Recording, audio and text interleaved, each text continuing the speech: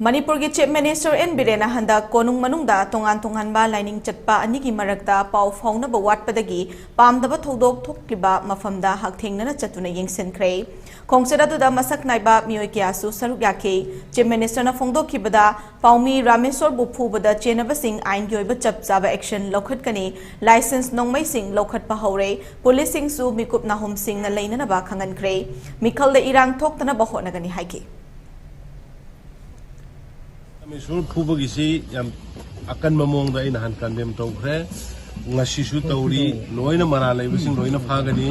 masidai da mara laibasing da aigi migi haibe lairoi to even ai isagi oiramaga ai madu chapchaba ain gi thabo logoni yam laibak thibadi vote handaki election si dai da sumaina machine gi marakta khanara pase wakar machine gi marakta khanara pase masi tawbi gano ai ngarang order thom mani gun license punamak state sida leber gun license punamak near police nearest police station da loina kaino tawna ba high grabani adu sigi matang sida ai home minister insara moina ai police ki personal jin so ya appeal tawningi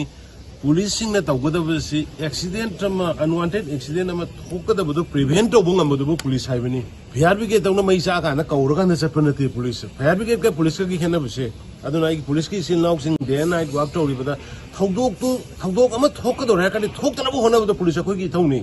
thokra ka ne kaino thokre na pau pi ba police ki thawna te thokado re habagi intelligence report or matung da thoktana ba hona ba adu police hoina ikhoina tawbani police ki akoi ki kaino ki type ta kaino da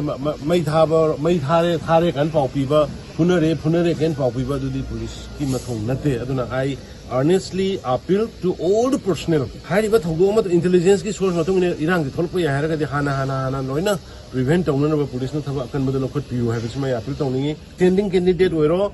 huji ki honorable MLA sing oiro minister sing oiro please violent tawbiganu vote ai se manung na sanga ga namna gi ku matani mana apam ba dum to holu mana apam ba ri sa ke chala